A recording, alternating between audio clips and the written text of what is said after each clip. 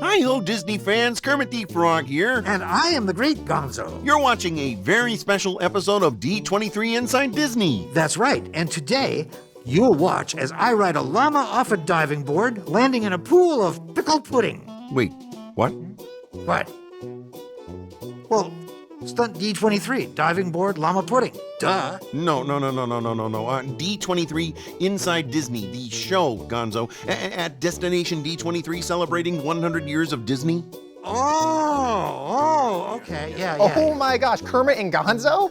Yeah. I didn't know we were getting new hosts for this episode. Oh, well, we thought you could use a little help with D23 Inside Disney. Yeah, which is a show. That's right, yeah. Yeah, with no llamas. That's right. Yeah. Oh, yeah. Well, I'm sure you both are super busy, so why don't we get it started? But how about we all intro the episode together? All right, let's do that. I love that. She's so smart. Yeah. This is D23 Inside Disney. Wow, good job, everybody. Oh, hey, Frank. You can take the llama back to the hotel, okay? Destination D23, presented by Lug, is Disney's biggest fan event of the year. Held at Disney's Contemporary Resort, the weekend included incredible panels, shopping opportunities, and so much more. The Walt Disney Archives and Walt Disney Imagineering joined forces to create an amazing exhibit, and we were lucky enough to get a sneak peek. See for yourself. Hi everyone, we're here at the Plausible Impossible 60 Years of Disney Audio Animatronics Technology exhibit, joined by Kelsey Williams from the Walt Disney Archives. Thanks so much for joining us. Thank you so much for having me. As soon as you step into this space, you're immediately taken away, blown away by all the detail, all the history. What are some of your favorite things here? Oh my gosh, this is a really big honor for the Walt Disney Archives because this is one of our first big collaborations with working with Walt Disney Imagineering. So we got to partner with them to not only bring pieces from our historical collection out, but also showcase what's currently going on in audio animatronics technology. Okay, so you step into a Disney park, you're absolutely astounded by the technology that surrounds you. Audio animatronics specifically, what can you tell us about them? So when we worked with Walt Disney Imagineering, we really got to tell two stories. The archive side, which is really the chronology of where the technology came from to where we currently are today. But we also get to tell the wonderful story about how a figure comes to life, from concept sketch all the way to the final figure.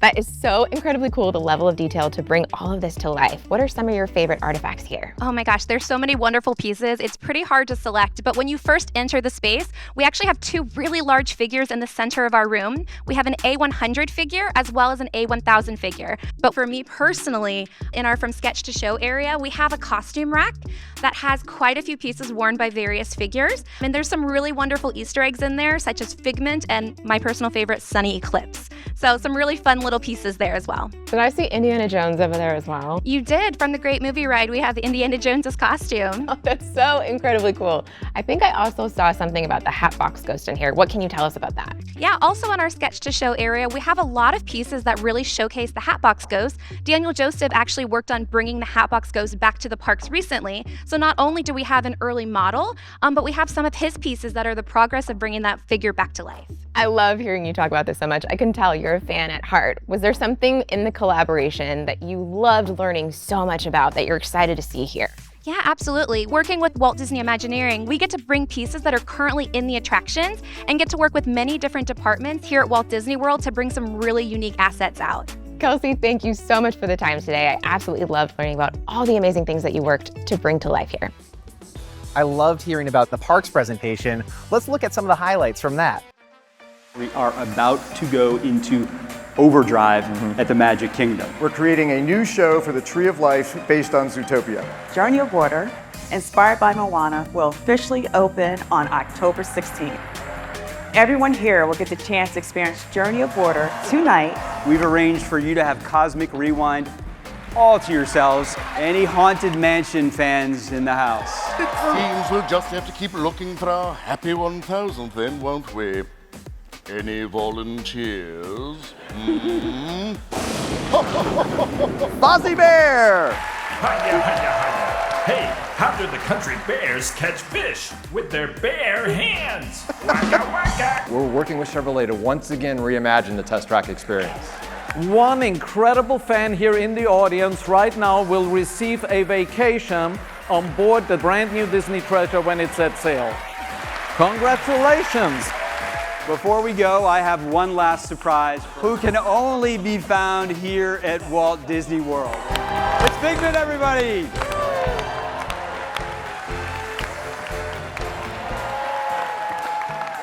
I'm so excited. So many incredible announcements. Right? Well, between all that excitement, we were able to chat to some of the amazing guests appearing on stage at Destination D23. Have a look. All right, we're here now with Brett Iwin, who's known for voicing Mickey Mouse. He's also a Disney artist. Brett, thanks so much for being here. Oh my gosh, it's my pleasure to be here, Hunter. I love talking with you guys. Yeah, so you just painted the official portrait of Mickey Mouse for his 95th. Can you tell us a little bit more about that? Yeah, I am blown away. Still don't believe that I got the chance to do it. I'm extremely honored. You know, any part I get to play in Mickey's legacy is so exciting to me. And so to be able to have a part in this artistic moment in his legacy is even more special to me. Can you tell us a little bit about the process of making it? Yeah, well, you know, we wanted to celebrate his 95th amongst all of the excitement of the company's 100th.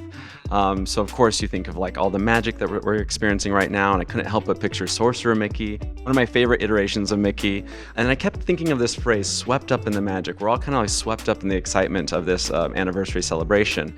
And so as you can see in the portrait, he's just kind of getting overtaken by this magical swirl that's lifting him up in celebration. I really wanted to push myself to kind of give it that caliber of old school portrait style painting. And I'm really excited with how it came out. As you mentioned, it's Disney's 100th year. How does it feel to be voicing Mickey Mouse during this momentous year? I mean, you know, I like to say every day voicing Mickey Mouse is exciting. Yeah. It feels like I'm celebrating something, but yeah, you can't help but get caught up in all the excitement. But to be voicing Mickey during this time is, you know, I guess as exciting as you'd imagine. It's pretty swell.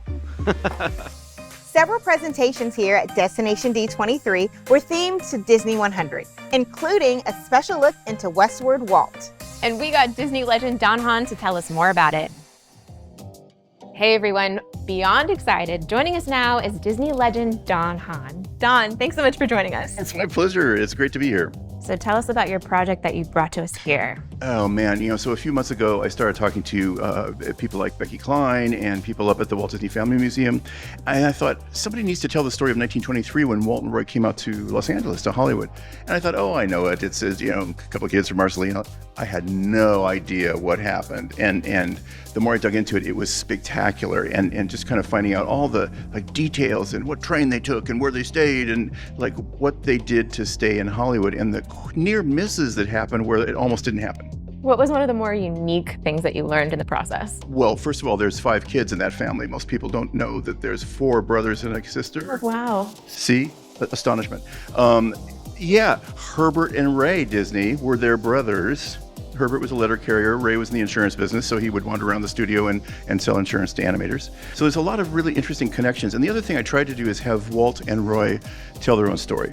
Because you have one of the greatest storytellers of the 20th century, why not have Walt Disney tell his own story? So hopefully the audience will enjoy it. That's absolutely lovely. And obviously we're talking about how Walt headed west. Did you, in your research, discover that he might have felt a little doubtful? We're talking about that humanity of like Walt Disney, but was he confident in this decision? He was confidence man. I mean, and persistent. It's not that he didn't have failures. He had spectacular failures, but even with that, he used them as springboards to new successes and just felt like, okay, those are learning opportunities. And those are ways that I'm going to springboard ahead into new opportunities for tomorrow. And his brother, who was 8 years older than him, Roy was actually convalescing with tuberculosis in a veterans hospital in Los Angeles at the time. Who knew that? And Walt went and talked him out of it and said, why don't you come help me because I want to start this studio. And Roy did. He signed himself out the next morning and the two of them got together and started that company. And without them, we wouldn't be here talking about it. That is incredible. It is. It's amazing. So we're talking 1923, 2023, 100 years of the Walt Disney Company. Yes. What do you feel are like some of your favorite moments that have led us up to this moment, this celebration? Well, certainly during Walt and Roy's career, they were risk takers. So doing something like Snow White and the Seven Dwarfs, doing something like building Disneyland, I mean, there's a whole, we could do a half hour on that. So those are huge risks that they took. And then since then, I think of so many things that happened in the last many years that I've been at the company. And of course, we had a chance back in the 90s and still today to do some great animation. And I was really lucky to be part of a group of people that made really great movies and still are. Disney animation is the best still. You are the best on yourself. You are legendary. Thank you. That cost me $50, by the way, to have her say that, but it's worth it. A legend through and through. You are such an icon. Thank you so much for everything that you've brought to the company and the amazing 100 years that we've had. Thanks so much for joining us today. It's a pleasure. Thank you. As we've been celebrating Disney 100, there's been a lot of emphasis on animation. Well, rightly so. And Destination D23 took a look at both animated films and the characters they bring to life. I'm very excited to be here with Clark Spencer, president of Walt Disney Animation Studios. Clark, thank you for being here. Oh, it's my pleasure. Thank you. Now, you've worked on a lot of Disney films. What is it that makes Walt Disney Animation Studios so unique, so special? It's the people. I mean, it's just some of the most talented people from all around the world who come together because they grew up with Disney. They grew up with these characters and these stories, and they love it so much, and they pour every ounce of energy they have into every aspect of it. And animation is a very detailed art form. It takes a lot of people coming together to collaborate, and I think that's what makes the studio unique. It's just the collaboration that the team does. And speaking of people, we're here at Destination D23. We just saw Once Upon a Studio. We just saw 10 Minutes from Wish. The audience's reaction was, I was crying. We were both crying backstage. How did that feel? It's amazing. This short, Once Upon a Studio, is something that Dan Abraham and Trent Corey, the directors, had dreamed up themselves. And we were always trying to think about how would we celebrate all 100 years in one piece of content and one short, and they did. They came up with this incredible story with these characters all coming back. It's 2D and it's hand-drawn and it's CG all together for the first time in a long time for our studio, so it's been incredible. And to see a standing ovation from that crowd who was just in it from the minute it started was absolutely amazing. And then to go to Wish, which is our all-new, completely original film that comes out this November that is inspired by the legacy of our films, but again is completely original characters, original story, original songs, and to see 10 minutes of it to play two songs and to see the audience react in the way they did is absolutely incredible. It looked incredible. Can you talk more about the significance of Wish celebrating 100 years of Disney?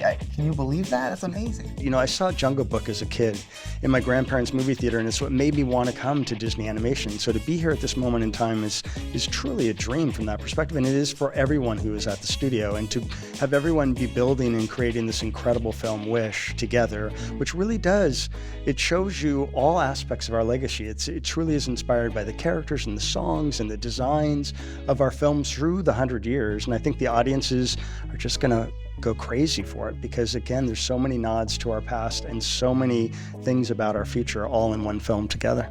Disney has done so much in the past 100 years. What are you looking forward to in the next 100 years of Disney? Yeah, it's such a great question. I think what we always try to do is push the boundaries in terms of storytelling, in terms of the art form, in terms of the music that we're bringing to the audiences, but still always have at its core heart. I think all Disney animated films have heart. They bring emotion. You fall in love with these characters in a way, if we've done our job right, that there's a moment in the film where you are tearing up, and that's what connects you to these characters that allows them to live on way beyond the release of the films. And so I think we will always keep that at the core, but it is about pushing new boundaries. It is about the next generation of storytellers coming forward and moving Disney into the next 100 years. Walt Disney Animation Studios' Wish is coming soon, and we got the chance to talk to somebody who knows animation like the back of his hand. We are here with Mark Hensch from the Walt Disney Animation Studios. How's it going, Mark? Great. How are you doing? Doing good. Thank you for being here. So how do you specifically see Wish, which is coming out later this year, as an extension of Disney's 100-year animation history? Well, Wish is kind of a celebration, if you will, of what's come before. I think there's a lot of fun elements in there that the people will enjoy seeing, that themes and things that harken back to the various films that we've done over the 100 years that Disney Animation's been around. Is there a distinct story element or character component that really stands out in that regard? Well, I think the protagonist in this case, has a wish, has a dream, and that's a very common theme that we've seen in a lot of our films, whether it's Snow White or Cinderella. Asha has similar frustrations of trying to achieve some of those dreams. Do you have a favorite D23 related memory? Oh, wow. I think my favorite memory of D23 is just getting to meet the people, meeting the fans. As an artist, you never get tired of hearing people say how much they appreciate your work. One fairly common comment I get is, "You've animated my childhood," which makes me feel old. But on the other hand, that's one of the nicest compliments I get. But it's, as an artist, to have that reaction from people to your artwork is very important. And I appreciate our fans very, very much. There's so much great stuff to look forward to. And that's not all. Walt Disney Studios had to get in on the action too, of course. Disney fans are the best fans. Yeah! D23 fans meet Chopper. Chopper, meet the D23 fans. Loki Season 2 is the ultimate time-traveling adventure. For those of you here at Destination D23, why don't I just show you? Happy haunts materialize and begin to vocalize.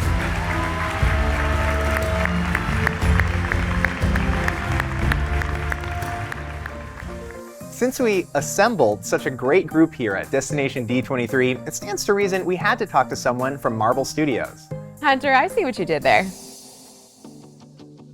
All right, we are here with Kevin Wright, the executive producer of Loki. How's it going, Kevin? Very well, thanks. I'm so excited to be here with you today. So tell me, were you a Disney fan growing up? I was a huge Disney fan growing up. My favorite movie was The Little Mermaid. Oh, same.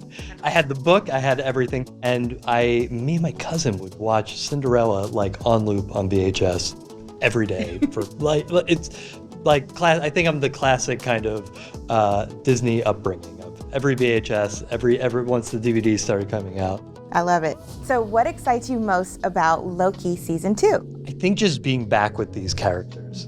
This is Marvel's first Season 2 of any of our live action shows. Congratulations. And yes, and I think the really great thing in any TV show, that first season is always setting up a world, introducing characters, and now we know these characters, Mobius and Sylvie, and all of these awesome characters within the TVA. And now we just get to live with them and like put them in conflict and live in drama. And I think everything about it, it's like we brought back so much of the same team. We have these amazing sets in this world. It's just really unique, and we just got to dive right into it. Awesome. Very cool. Well, thank you so much for being here with us today. Thank you for having me. And I don't want to hold you up anymore. You got to go experience Destination D23. Today we got to see all the new exciting things with, Marvel and with the Walt Disney Productions. I loved the kickoff, seeing Josh D'Amaro, the exciting new things happening at the parks. I'm so excited to see that Epcot is continuing to move forward. It's my favorite park. It has been since I was very young. The whole weird Disney that we just came out of, oh my gosh, it was some great archive stuff in there. This place is filled with Disney enthusiasts like myself. So I think we bond on that same level. What does Disney mean to you, like as a family?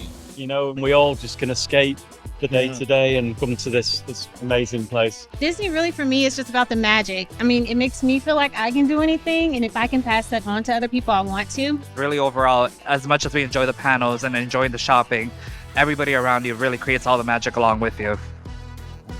Another fascinating conversation at this year's event looked at the early years of the company. And featured someone D23 Inside Disney listeners know very well, Becky Klein, director of the Walt Disney Archives.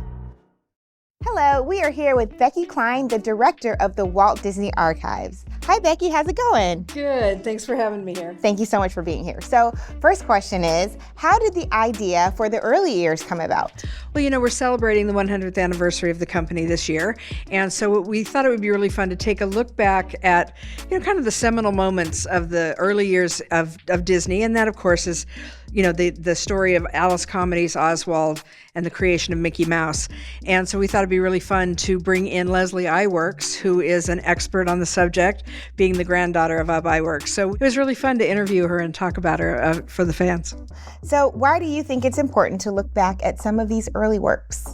Well, being kind of an official company historian, I think looking back is very important to me we learn so much from the past, and the Walt Disney Company is a company that focuses so much on its past. We're making films that go back 100 years. We have Oswald the Lucky Rabbit now as a character that people adore. I think it's really important to look back at your history and let it inspire the present.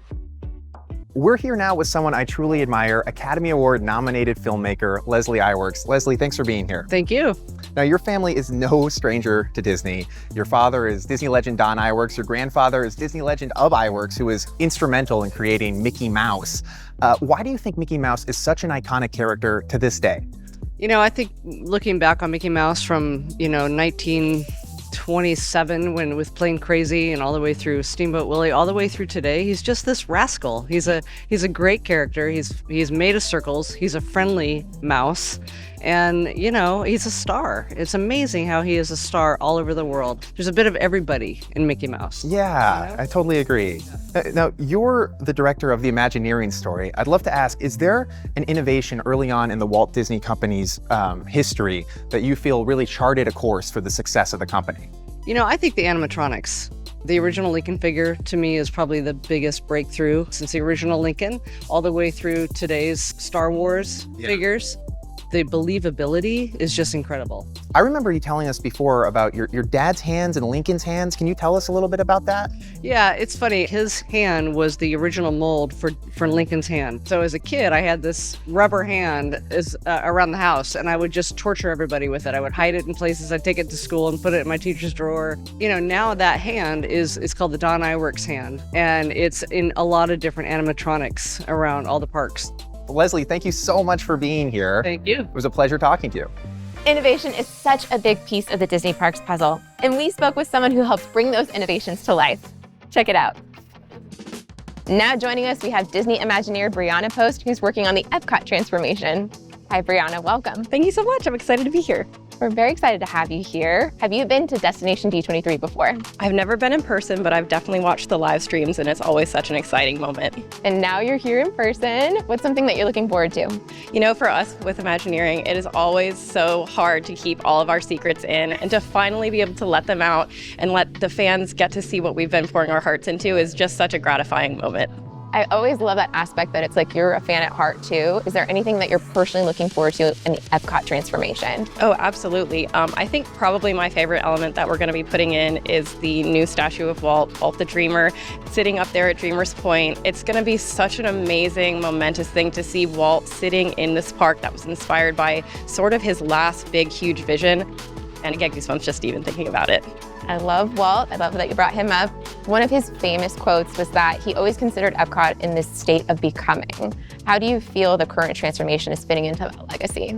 Oh, it totally fits right in. It's so cool. On the panel, we talked about how we found all of these old documents from the Marty Sklar archives. And on one of them is this sheet where they were putting together the notes for that original Sunday broadcast about announcing Epcot, and the title of it is Epcot in a State of Becoming. But as you read through that page, you can see how they were very inspired by this idea of optimism and ingenuity and humans working together. And honestly, that's what we're continuing in our park, that legacy of the idea of community and sparking curiosity. And I can't wait for everyone to get to come once we drop those fences.